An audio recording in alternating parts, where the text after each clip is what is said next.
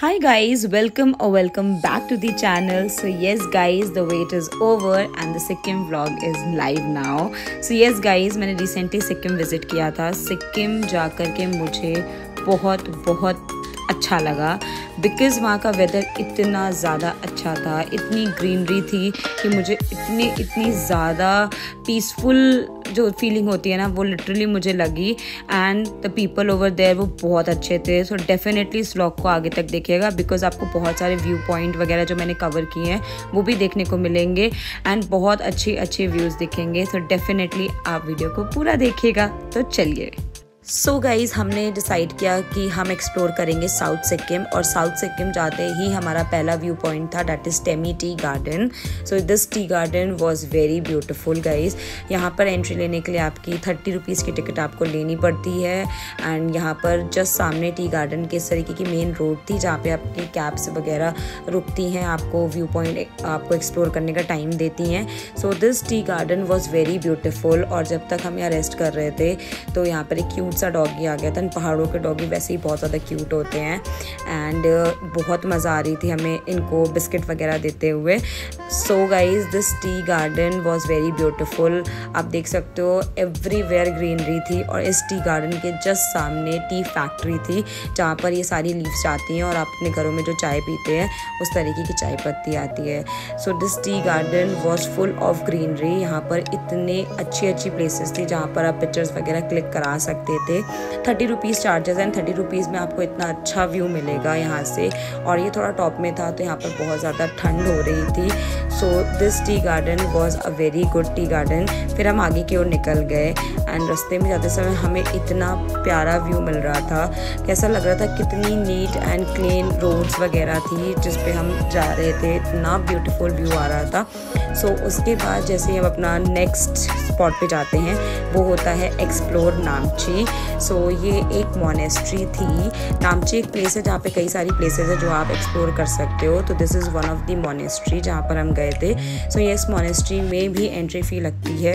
Entry fee आपकी 50 rupees है for each. जैसे ही आप एंट्री लोगे आपको ये कलरफुल बुद्धिस्ट फ्लैग वगैरह दिखेंगे जो कि बहुत ज़्यादा ब्यूटीफुल लग रहे थे क्योंकि इस दिन हम गए थे और इस टाइम पे बहुत ज़्यादा फॉग हो रखा था. सो हमें जो क्लियर बड़ा सा स्टैचू था बुद्धा का वो नहीं दिख पाया. अगर यहाँ पर सनलाइट होती तो हमें बहुत ज़्यादा मज़ा आती बिकॉज जो कलरफुल आर्ट वर्क वगैरह था ना, फ्लैग्स वगैरह थे, बुद्धा के स्टैचू थे, वो बहुत ज़्यादा ब्यूटीफुल थे.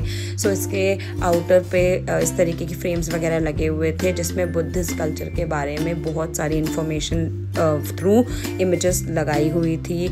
आप यहाँ पर इनको पढ़ सकते थे, देख सकते थे कि कितने टाइप्स ऑफ बुद्धा के कितने टाइप्स रहे हैं.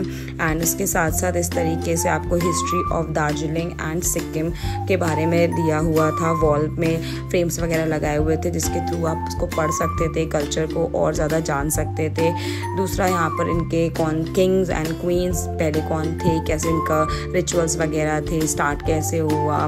सो ये सारी चीज़ें यहाँ पर लगाई हुई थी. थ्रू पिक्चर्स आप बहुत सारी इंफॉर्मेशन गैदर कर सकते थे. सो ये प्लेस आपको जाने के बाद ना बहुत सारी नॉलेज प्रोवाइड करता है.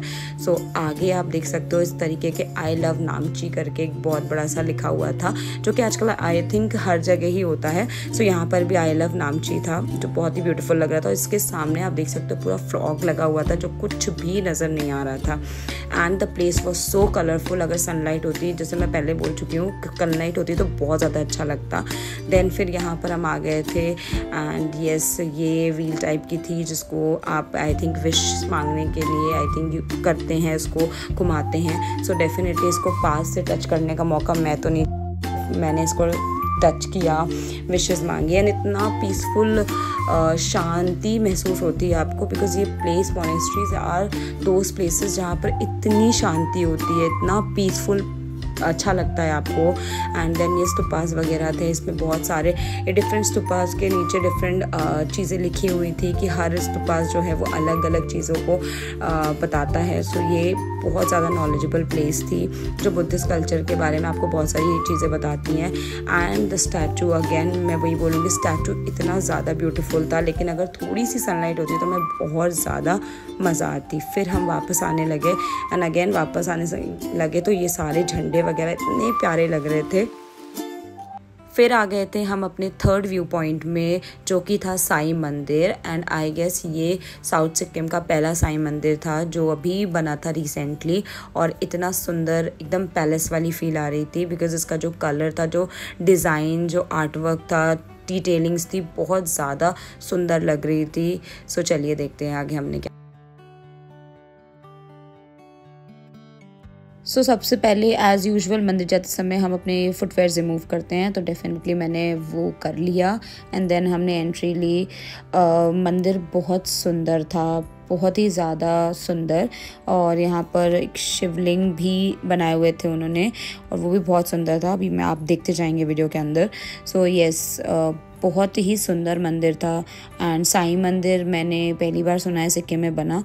यहाँ पर भी आप बहुत अच्छी जगह है जहाँ पे आप विज़िट कर सकते हो।